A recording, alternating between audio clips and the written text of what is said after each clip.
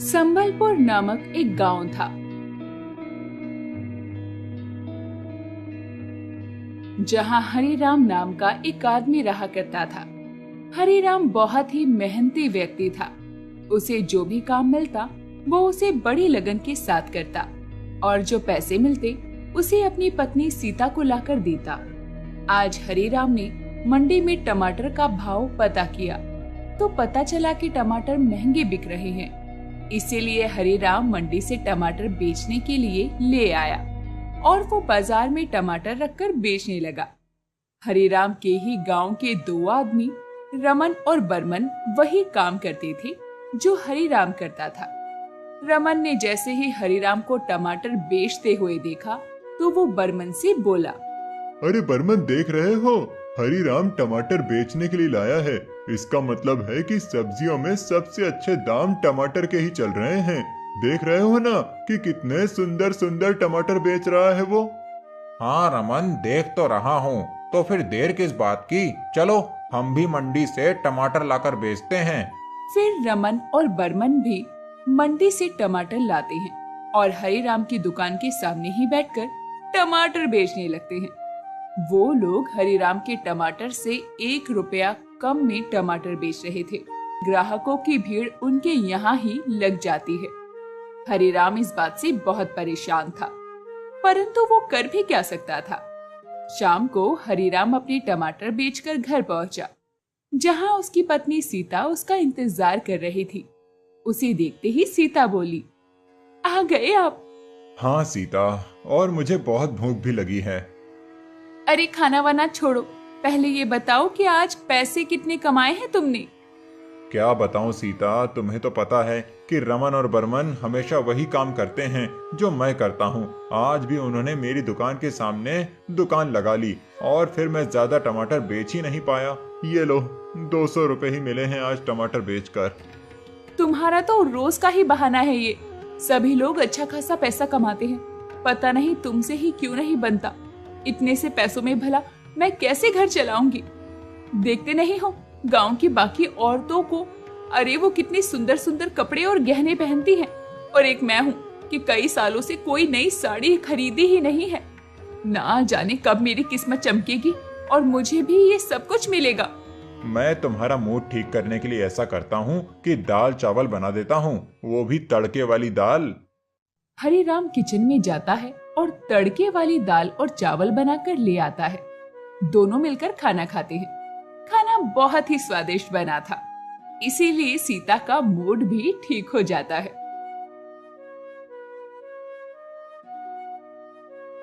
अगले दिन हरिराम फिर से बाजार जाता है और सोचता है, आज तो मैं टमाटर नहीं बेचूंगा क्योंकि रमन और बर्मन भी टमाटर बेच रहे हैं। ऐसा करता हूँ कि भुट्टों का सीजन है, भुट्टे भूंज कर बेचता हूँ, इससे काफी अच्छा फायदा होगा मुझे। फिर हरिराम मंडी से कुछ भुट्टे खरीद लाता है और गांव में भुट्टे भूंजकर बेचने लगता है। रमन और बर्मन ने हरिराम को भुट्टे बेचते हुए देखा तो रमन कहने लगा, देख रहे हो बर्मन, हरिराम भुट्टे बेच रहा है। इसका मतलब है कि भुट्टों में बहुत फायदा है। चलो हम भी मंडी जाकर भुट्टे ले आते हैं और उन्हें भूंजकर हरिराम से भी कम दाम में बेचेंगे, तो उसकी दुकान के सारे ग्राहक हमारी दुकान पर आ जाएंगे, तुम देखना। इसके बाद रमन और बर्मन भी सब्जी बाजार से भुट्टे खरीद कर ले आए और हरिराम की दुकान के सामने ही बैठकर भुट्टे बेचने लगे और उन्होंने अपने भुट्टे की कीमत हरिराम के भुट्टों से कम रखी। अरे भैया चलो चलो, हम सब रमन और बर्मन की दुकान पर चलते हैं, वो हरिराम से सस्ते भुट्टे बेच रहे हैं। हाँ हाँ भाई, तुम सही कह रहे हो, चलो चलो हम सब रमन और बर्मन की दुकान पर चलते हैं। इसी तरह सारे के सारे ग्राहक अब रमन और बर्मन की दुकान पर आ गए। हरिराम इन सब बातों से बहुत परेशान था। जैसे तैसे वो अपने भुट्टे बेचकर घर पहुंचा और पैसे सीता के हाथ में दिए। कम पैसे देखकर सीता गुस्सा होकर बोली, आज तुम फिर से इतने कम पैसे लेकर आए हो, मैं तो परेशान हो गई हूँ। कल चाचा चाची घर आने वाले हैं, इतने कम पैसों में घर चलाऊं या मेहमानों को खाना खिलाऊं, मुझे तो कुछ समझ नहीं आता। अरे सीता, इतना गुस्सा क्यों करती हो? लाओ, आज मैं तुम्हारे लिए कोई अच्छी सी सब्जी बना देता हूँ जिसे खाकर तुम्हारा मूड ठीक हो जाए। बस बस, तुम तो रहने ही दो। कोई जरूरत नहीं है मेरा मूड ठीक करने की। कल चाचा चाची आ जाए तो उनके लिए सब्जी बनाना।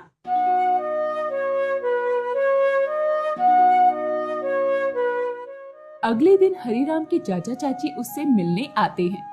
हरिराम उन्हें देखकर बहुत खुश होता है। चाचा जी हरिराम से कहते हैं, हरिराम बेटा, बहुत दिनों से तुम्हारी चाची तुमसे मिलने का कह रही थी। बड़ी ही मुश्किल से ये समय निकाल कर आया हूँ मैं। अच्छा किया चाचा जी जो आप मुझसे मिलने चले आए। आप लोग हाथ मुंह धो लीजिए, मैं आपके लिए गर्मा गर्म तड़के वाली दाल और चावल अपने हाथों से बनाता हूँ। मुझे याद है कि चाची जी को मेरे हाथों के बने दाल चावल बहुत पसंद थे। हाँ हरिराम, तुम सही कहते हो। तुम्हारे हाथों के दाल चावल का स्वाद मैं आज भी नहीं भूली हूँ, और तुम्हारी जैसी तड़के वाली दाल तो कोई बना ही नहीं पाता। हरिराम अपनी तारीफ अपनी चाची के मुंह से सुनकर बहुत खुश होता है। वो किचन में जाता है और जल्दी से तड़के वाली दाल और चावल बनाकर ले आता है। फिर सभी लोग खाना खाते हैं। खाना खाकर चाचा जी कहते हैं, वाह हरिराम बेटा, तुमने बहुत ही स्वादिष्ट खाना बनाया था। खाना खाकर तो मजा ही आ गया। बेटा, मैं तुमसे एक बात कहना चाहता हूँ। हाँ चाचा जी, बताइए। जब तुम खाना बना रहे थे तो सीता बता रही थी कि रमन और बर्मन तुमसे बहुत ही कंपटीशन करते हैं। जो जो तुम काम करते हो वो भी वही काम करने लग जाते हैं, और इस तरह तुम्हारा कोई भी काम अच्छा नहीं चल पाता। हाँ चाचा जी, सीता कहती है, मैं तो बहुत ही परेशान हूँ। समझ नहीं आता कि ऐसा कौन सा काम करूं जिससे कि वो मुझे परेशान ना कर पाएं। अरे तो इसमें इतना सोचने वाली क्या बात है? तुम्हें अपने हुनर का इस्तेमाल करना चाहिए, जिससे कि वो लोग तो क्या, कोई भी तुम्हारी नकल नहीं कर पाएगा। मैं समझा नहीं चाचा जी, आप क्या कहना चाहते हैं? हरिराम, तुम्हारे चाचा जी ये कहना चाहते हैं कि तुम बहुत ही अच्छा खाना बनाते हो। तुम अपने इस हुनर का इस्तेमाल अपने काम में क्यों नहीं करते? हाँ हरिराम, मैं यही कहना चाह रहा था कि तुम तड़के वाली दाल और चावल का ठेला खोल लो और ठेले पर दाल चावल रखकर बेचा करो। हाँ चाचा जी, आप सही कहते हैं, लेकिन रमन और बर्मन भी मेरी नकल जरूर करेंगे। देखो रमन, बचपन से ही तुम्हें खाना बनाने का शौक है और तुम्हारे हाथों का बना हुआ खाना बड़ा ही स्वादिष्ट होता है। अगर वो तुम्हारी नकल भी करेंगे तो तुम्हारी तरह स्वादिष्ट खाना नहीं बना पाएंगे। हाँ चाचा जी, आपने बिल्कुल सही कहा। मैं कल ही दाल चावल का ठेला खोल लेता हूँ। अगले दिन हरिराम अपने लिए दाल चावल का एक ठेला खोलता है और सीता भी उसमें हरिराम की पूरी मदद करती है। हरिराम ठेले पर दाल चावल बनाकर बेचना शुरू करता है। धीरे धीरे उसके ठेले पर ग्राहकों की संख्या बढ़ने लगती है। जब रमन और बर्मन ने ये देखा तो रमन बर्मन से बोला, देख रहे हो, हरिराम ने दाल चावल का ठेला खोल लिया है और कितने सारे ग्राहक हैं उसकी दुकान पर। हाँ भाई रमन, मैं भी देख ही रहा हूँ। तो चलो, देर किस बात की, हम भी दाल चावल का ठेला खोल लेते हैं, फिर सारे ग्राहक हमारी दुकान पर आएंगे। और फिर अगले दिन रमन और बर्मन ने भी दाल चावल का ठेला खोल लिया। उन्होंने अपनी दाल चावल की कीमत हरिराम की दाल चावल से कम रखी। ये देखकर सारे ग्राहक रमन और बर्मन की ठेली पर आने लगे। परंतु जल्दी ही ग्राहकों को ये समझ में आने लगा कि रमन और बर्मन के ठेले के दाल चावल उतने स्वादिष्ट नहीं थे जितने के हरिराम के ठेले के। अरे भैया, रमन और बर्मन के ठेले के दाल चावल उतने स्वादिष्ट नहीं हैं जितने हरिराम के ठेले के। हाँ भाई, तुम सही कहते हो। भले ही 2 पैसा महंगा मिले, लेकिन खाना तो स्वादिष्ट होना चाहिए। और वैसे भी हरिराम के तड़के वाली दाल खाकर मजा ही आ जाता है। चलो चलो, हम हरिराम के ठेले पर ही जाएंगे। इस तरह अब ज्यादातर ग्राहक हरिराम के ठेले पर आने लगे और हरिराम का ठेला अच्छी तरह चलने लगा। कुछ दिनों के बाद हरिराम अपनी पत्नी से बोला, सीता, मेरे पास कुछ पैसे जमा हो गए हैं। मैं सोच रहा हूँ कि तुम्हें सुंदर सुंदर साड़ियाँ और गहने दिला दूं। हम कल ही बाजार जाएंगे और मैं तुम्हें अपनी जरूरत का सारा सामान दिला दूंगा। नहीं जी, अभी उसकी कोई जरूरत नहीं है। क्यों जरूरत नहीं है? तुम ही तो मुझ पर गुस्सा किया करती थी कि गांव की सभी औरतें गहने और नए कपड़े पहनती हैं और मैं तुम्हें कुछ नहीं दिला पाता। आज जब मैं तुम्हें दिलाने के लिए कह रहा हूँ तो तुम मना कर रही हो।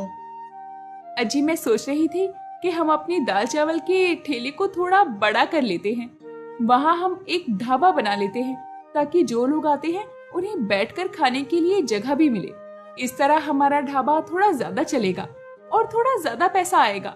और गहने और कपड़ों का क्या है, वो तो मैं बाद में भी खरीद सकती हूँ। ठीक है सीता, जैसी तुम्हारी मर्जी।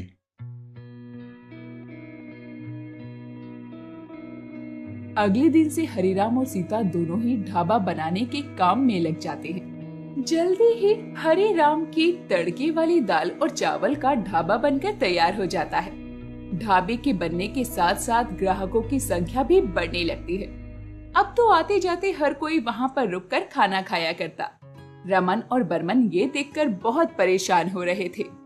रमन बोला, देख रहे हो बर्मन, हरिराम ने तो अपने ठेले को ढाबे में बदल दिया और सारे ग्राहक भी वहीं जा रहे हैं। हाँ रमन, मैं भी तो सोच रहा हूँ कि हम भी अपने बचे हुए सारे पैसे लगाकर एक ढाबा ही खोल लेते हैं और हम अपने ढाबे पर खाने की कीमत हरिराम के ढाबे से भी कम रखेंगे। इससे सारे ग्राहक हमारे पास आ जाएंगे। और फिर रमन और बर्मन ने ऐसा ही किया। उन लोगों ने अपने सारे बचाए हुए पैसे लगाकर एक ढाबा बना लिया और उसके बाद अपने ढाबे के दाल चावल की कीमत हरिराम के ढाबे से कम रखी। परंतु तब भी उनके ढाबे पर खाना खाने कोई नहीं आता था, क्योंकि उनके ढाबे का खाना स्वादिष्ट जो नहीं था और वो लोग बहुत परेशान थे। बर्मन रमन से बोला, अरे रमन, हमारे ढाबे पर तो कोई नहीं आ रहा, सभी हरिराम के ढाबे पर ही जा रहे हैं। हाँ बर्मन, हमने तो अपने बचे हुए सारे पैसे इस ढाबे में लगा दिए और इस ढाबे से 1 रुपए की भी कमाई नहीं हो रही है। अगर ऐसा ही चलता रहा तो हमें ये ढाबा बंद करना पड़ेगा।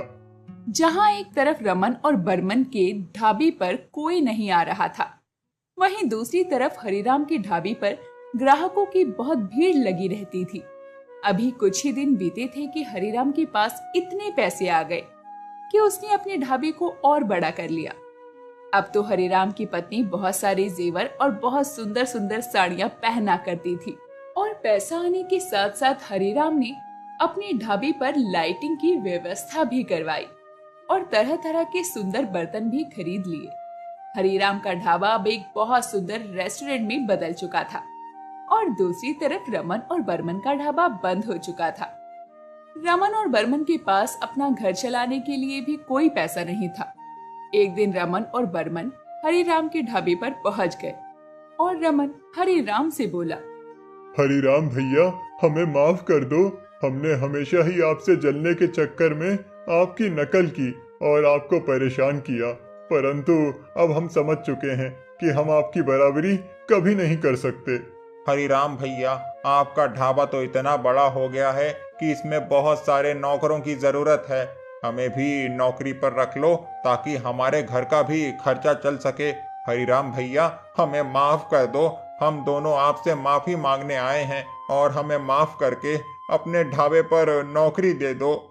वैसे तुम लोगों ने मुझे परेशान तो बहुत किया है, परंतु अगर मैं भी तुम्हारे साथ वही करूंगा तो तुम में और मुझ में क्या फर्क रह जाएगा। ठीक है, मैंने तुम दोनों को माफ किया। आज से खाना परोसने और ग्राहकों को देखने का काम तुम दोनों संभालना। इस तरह हरिराम ने रमन और बर्मन को माफ करके अपने ढाबे पर नौकरी दे दी और अपने ढाबे को बड़ी ही शान से चलाने लगा। शमशेरपुर में अर्जुन प्रसाद नाम का एक बहुत बड़ा जमींदार रहा करता था। उस जमींदार की दौलत और बुद्धिमानी के चर्चे दूर दूर के गांव में फैले हुए थे। जमींदार की एक बेटी भी थी, निर्मला। निर्मला खूबसूरत तो थी ही, परंतु अपने पिता की तरह बहुत बुद्धिमान भी थी। निर्मला बड़ी हो चुकी थी और जमींदार को उसके विवाह की चिंता हो रही थी। एक दिन जमींदार अपनी पत्नी जानकी से बोला, जानकी, मैं अपनी पुत्री का विवाह अपनी ही तरह किसी बड़े जमींदार के घर में करना चाहता हूँ और इसके लिए मैंने पंडित जी से बात भी कर ली है।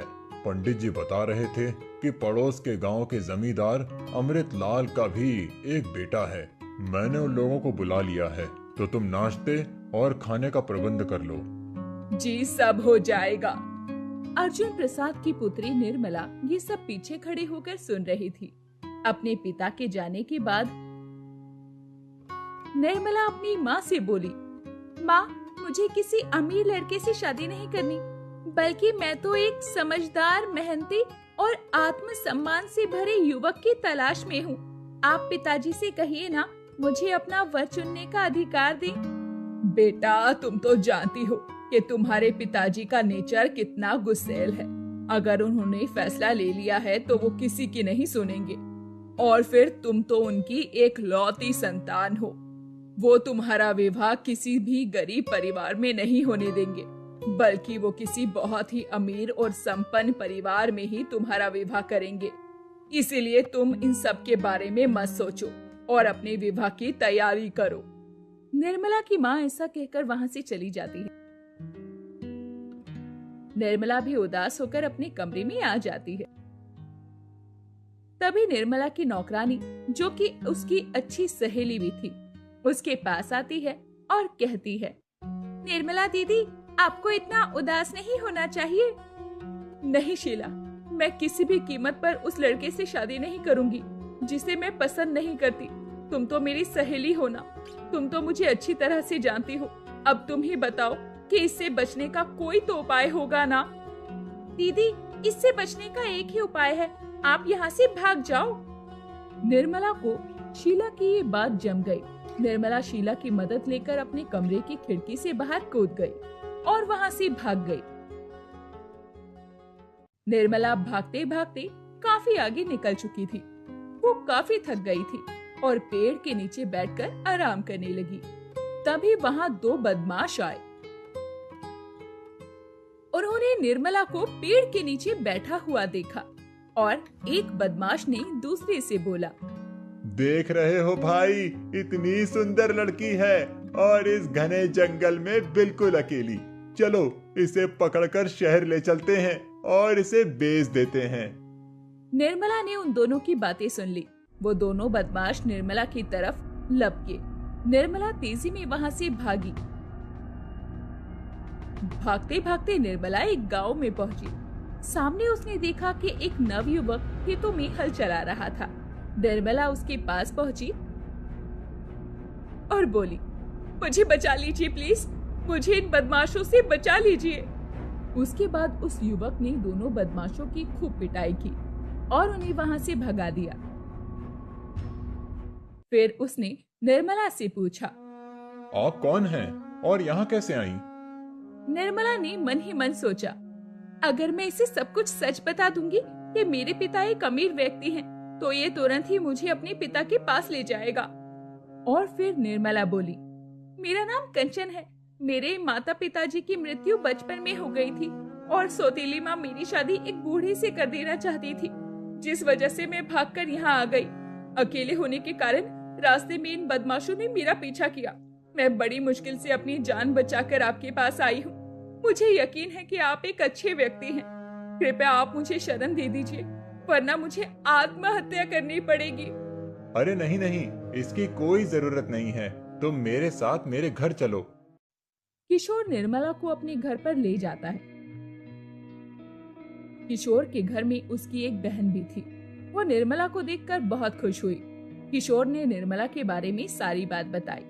किशोर की बहन करुणा बोली, बहुत अच्छा किया भैया, जो कंचन दीदी को आप यहाँ ले आए। अब कंचन दीदी हमारे साथ रहेंगी और मैं इनका बहुत ध्यान रखूंगी। वैसे भी मैं अकेली बोर हो जाती हूँ। मुझे भी कंचन दीदी के रूप में एक सहेली मिल गई। अब निर्मला कंचन बनकर किशोर के घर पर रहने लगी। दूसरी तरफ जब जमींदार को पता चला कि उसकी बेटी घर से भाग गई है, तो उसे अपनी गलती का एहसास हुआ। उसने अपनी बेटी को ढूंढवाने में कोई कसर बाकी नहीं रखी, परंतु निर्मला की कोई खबर उसे नहीं मिली। इधर निर्मला धीरे धीरे किशोर को पसंद करने लगी। उसे किशोर के घर में बहुत अच्छा लगने लगा। वो अक्सर किशोर को ध्यान से देखती और सोचती, अगर किशोर मेरा जीवन साथी बन जाए तो मुझे तो जीवन की सारी खुशियाँ मिल जाएंगी। किशोर के घर में मुझे बहुत अच्छा लगता है। मैं इस घर को छोड़कर कभी नहीं जाना चाहती। परंतु ये बात मैं किशोर को कैसे बताऊं? वैसे किशोर को भी निर्मला बहुत पसंद थी। किशोर भी अपने मन ही मन में सोचता है, नहीं नहीं, मैं कंचन के बारे में नहीं सोच सकता। मुझे अपनी बहन की शादी करनी है और फिर कंचन को तो बहुत अच्छा लड़का मिल जाएगा। मुझ गरीब के घर भला उसे क्या मिलेगा। परंतु एक दिन निर्मला निश्चय करती है कि वो किशोर को अपने मन की बात बताएगी। जब किशोर खेतों से वापस आया तब निर्मला किशोर से बोली, किशोर, मुझे आपसे कुछ बात करनी है। हाँ हाँ कंचन, बोलो, क्या बात करनी है? किशोर, मुझे तुम बहुत पसंद हो और मैं चाहती हूँ कि तुम मुझसे विवाह कर लो। कंचन, मैं भी तुम्हें पसंद करता हूँ और मैं तुमसे विवाह करना भी चाहता हूँ, परंतु मेरी बहन मेरी जिम्मेदारी है। जब तक मैं उसका विवाह नहीं कर लेता तब तक मैं अपने विवाह के बारे में सोच नहीं सकता और उसके विवाह के लिए मुझे बहुत सारे पैसों की जरूरत है, क्योंकि मैं उसका विवाह ऐसे करना चाहता हूँ कि उसे पिता की कमी का एहसास भी ना हो। इसीलिए जब तक मैं उसका विवाह नहीं कर लेता मैं तुमसे कोई वादा नहीं कर सकता। ऐसा कहकर किशोर वहां से चला जाता है। ऐसे ही समय बीत रहा था। जहां एक तरफ निर्मला किशोर के यहाँ सब कुछ भूलकर बहुत खुश थी, वहीं दूसरी तरफ जमींदार अपनी खोई हुई बेटी को ढूंढने के लिए परेशान था। एक दिन जमींदार उस राज्य के राजा के दरबार में आया और उसने राजा को सारी बात बताई। फिर वो बोला, महाराज, मेरी पुत्री को किसी भी तरह से ढूंढ लीजिए। मैं जानता हूँ कि वो इसी राज्य में कहीं ना कहीं है। ठीक है अर्जुन प्रसाद, तुम चिंता मत करो। मैं आज ही अपने सिपाहियों को आदेश देता हूँ कि तुम्हारी पुत्री इस राज्य में जहाँ भी हो वो उसे ढूंढ कर लेकर आए। राजा ने अपने सिपाहियों को आदेश दिया। सिपाहियों ने निर्मला को ढूंढना शुरू किया। कुछ दिन बीत गए परंतु निर्मला नहीं मिली। राजा मायूस होकर जमींदार से बोला, अर्जुन, मेरे सिपाहियों ने तुम्हारी पुत्री को हर जगह तलाश किया, परंतु निर्मला पूरे राज्य में कहीं नहीं मिली। उसे ढूंढने का कोई तरीका तुम ही बताओ। महाराज, उसे ढूंढने का तरीका उसके गुरुजी बता सकते हैं। उन्होंने निर्मला को पढ़ाया है और वो निर्मला को बहुत अच्छी तरह से जानते हैं। इसके अलावा वो बहुत बुद्धिमान भी हैं। महाराज ने खबर देकर निर्मला के गुरुदेव को बुलवाया और कहा, गुरुदेव, हम निर्मला को ढूंढने के सारे प्रयत्न कर चुके हैं, परंतु निर्मला हमें नहीं मिली। अब आप ही निर्मला को ढूंढने का कोई तरीका कृपया करके हमें बताइए। हमें पूर्ण विश्वास है कि आप निर्मला को ढूंढने का कोई उचित समाधान अवश्य निकालेंगे। राजन, निर्मला बहुत बुद्धिमान है। आप सारे राज्य में ये ऐलान करवा दीजिए कि जो कोई व्यक्ति कागज में हवा भरकर आपके पास लाएगा उसे उचित इनाम दिया जाएगा। मुझे पूर्ण विश्वास है कि इस पहेली को निर्मला के सिवा इस राज्य में कोई भी नहीं सुलझा पाएगा। और फिर ऐसा ही हुआ। राजा ने पूरे राज्य में ये ऐलान करवाने का आदेश दिया। उसके बाद सैनिक राज्य में ऐलान करने लगे, सुनो सुनो सुनो सुनो सुनो सुनो, महाराज ने ऐलान करवाया है कि जो कोई भी व्यक्ति महाराज के सामने कागज में हवा भरकर पेश करेगा, महाराज उसे उचित इनाम देंगे। सुनो सुनो सुनो। गांव के सभी लोगों के साथ साथ निर्मला भी राजा का ये ऐलान सुन चुकी थी। लोगों को ये समझ नहीं आ रहा था कि आखिर कागज में हवा कैसे भरी जा सकती, परंतु निर्मला ये ऐलान सुनकर मन ही मन सोचने लगी, ये पहेली इतनी मुश्किल तो नहीं है। अगर मैं किशोर को इसका उत्तर बताकर राजा के पास भेज दूं, तो राजा किशोर को बहुत अच्छा इनाम देंगे और इनाम के पैसों से किशोर अपनी बहन करुणा की शादी कर पाएगा। और अगर करुणा की शादी हो गई तो फिर किशोर मुझसे भी अवश्य शादी कर लेगा। निर्मला इन्हीं सभी ख्यालों में खोई हुई थी। तभी करुणा वहां आई और बोली, किन ख्यालों में गुम हो दीदी? करुणा, मैं सोच रही थी कि जो ऐलान महाराज ने करवाया है ना, उसका उत्तर देकर किशोर को महाराज के पास भेज दिया जाए। हाँ दीदी, परंतु आपके पास इस प्रश्न का उत्तर है? हाँ करुणा, मुझे इस अनोखे प्रश्न का उत्तर पता है। दीदी, आपके और भैया के बीच जो भी सारी बातें हुई वो मैंने सुनी। आप चिंता ना करें, मेरे घर में जब भी कोई भाभी बनकर आएगी तो वो केवल आप ही होंगी। निर्मला करुणा की बातें सुनकर मुस्कुरा उठी। अगली सुबह निर्मला ने किशोर को सारी बात बताई। कागज का पंखा देकर किशोर को राजा के पास जाने को कहा। किशोर कागज का पंखा लेकर महाराज के दरबार में उपस्थित हुआ और वो पंखा महाराज को देकर बोला, महाराज, जब भी आप इस कागज के पंखे से हवा करेंगे तो आपको हवा मिल जाएगी, और यही आपके प्रश्न का उत्तर था। इस अनोखे प्रश्न का उत्तर सुनकर दरबार के सभी लोग आश्चर्यचकित रह गए। ये सुनकर गुरुजी बोले, महाराज, इसे बंदी बना लीजिए। निश्चित ही निर्मला को इसने कैद कर रखा है, क्योंकि ये उत्तर केवल निर्मला ही दे सकती है। गुरुजी के ऐसा कहते ही राजा के आदेश पर सैनिकों ने किशोर को बंदी बना लिया। इस पर किशोर ने कहा, महाराज, ये सच है कि ये प्रश्न का उत्तर मैंने नहीं दिया है। मेरे घर में रह रही एक मेहमान कंचन ने दिया है, परंतु वो मेरे पास किसी भी तरह से बंदी नहीं है। और फिर ऐसा कहकर किशोर ने महाराज को पूरी कहानी सुना दी और फिर बोला, महाराज, अगर आपको अभी भी मेरी बातों पर विश्वास नहीं है तो आप अपने सैनिकों को भेजकर कृपया कंचन को बुला लीजिए, जो कि मेरे घर पर मेरी बहन के साथ रह रही है। ये सुनकर जमींदार बहुत खुश हो गया और बोला, महाराज, निश्चित ही वो मेरी बेटी निर्मला है। कृपया आप उसे दरबार में बुलाइए। राजा ने अपने सैनिकों को कंचन को बुलाकर लाने को कहा। थोड़ी देर बाद सैनिक कंचन और करुणा को लेकर दरबार में हाजिर हो गए। जैसे ही निर्मला ने देखा कि किशोर को बंदी बना लिया गया है, तब निर्मला राजा से बोली, महाराज, ये नाइंसाफी है। किशोर ने मुझे कैद नहीं किया, बल्कि उसने मुझे शरण दी थी। मैं तो किशोर से विवाह भी करना चाहती हूँ। कृपया करके आप किशोर को छोड़ दीजिए। निर्मला की बात सुनकर दरबार में खड़े सभी लोग स्तब्ध रह गए। किशोर भी निर्मला को देखता रह गया। उसके बाद राजा के आदेश पर सैनिकों ने किशोर को छोड़ दिया। जमींदार अर्जुन सिंह ने आगे बढ़कर अपनी बेटी से कहा, बेटी निर्मला, मुझे माफ कर दो। गलती मेरी थी जो मैंने तुम्हारी भावनाओं को नहीं समझा और अपना फैसला तुम पर थोप दिया। तुमने किशोर के रूप में अपने लिए बिल्कुल सही जीवन साथी तलाश किया है। मैं तुम्हारी शादी किशोर से धूमधाम से करवाऊंगा, और इसके अलावा मुझे अपने बेटे के लिए किशोर की बहन करुणा बहुत पसंद है। किशोर, अगर तुम्हें कोई आपत्ति ना हो तो मैं तुम्हारी बहन को अपने छोटे बेटे राजन की पत्नी बनाना चाहता हूँ। ये सुनकर किशोर की खुशी का ठिकाना नहीं रहा, और फिर इस तरह महाराज के दरबार में किशोर की शादी निर्मला से और करुणा की शादी राजन से करवाई गई।